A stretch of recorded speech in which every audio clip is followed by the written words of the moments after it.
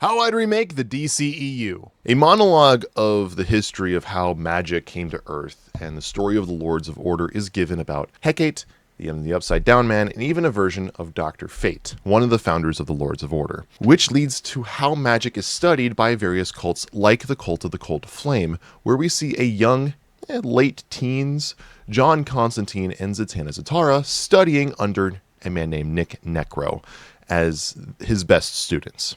Zatanna is inspired by the stories of Hecate before turning into a creature known as the Crone, and Constantine is more inspired by growing strength and Necro himself.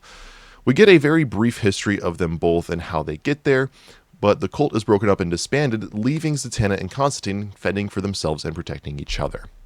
Though this leads to the stubbornness of Constantine to drive the couple apart, this splits leaves Constantine and to start drinking heavily and using drugs. Although I don't talk about ratings a lot with these movies like PG-13 or R, I would, if there's any movie or any series in this universe that I think could get R ratings, I think it'd be like Suicide Squad and particularly any project with John Constantine, just because of the subject material in these movies. And years later, Hecate / the Crone again is the evil name for Hecate as they are one and the same, attacks Necro to steal his life force. However, before he dies, he sends a message to Zatanna.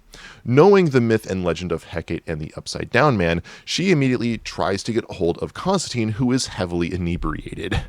Though the next quarter to third or so of the movie, it shows how the duo can still function while bickering, and with Constantine only about half helpful due to his drug use. For the final battle, it starts with our duo against Hecate, and the battle progresses. The Upside Down Man slowly starts ripping away into their realm.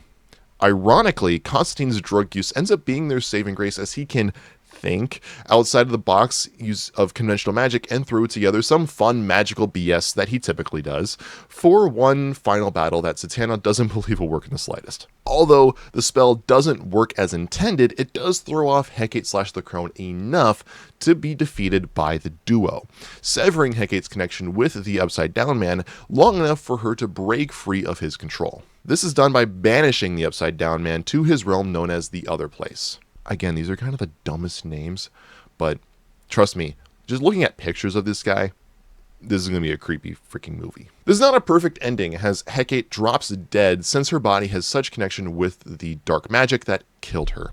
So, although the Upside Down Man was defeated through his puppet, Hecate was the real unfortunate soul, and the loss is felt by our heroic duo, especially Zatanna.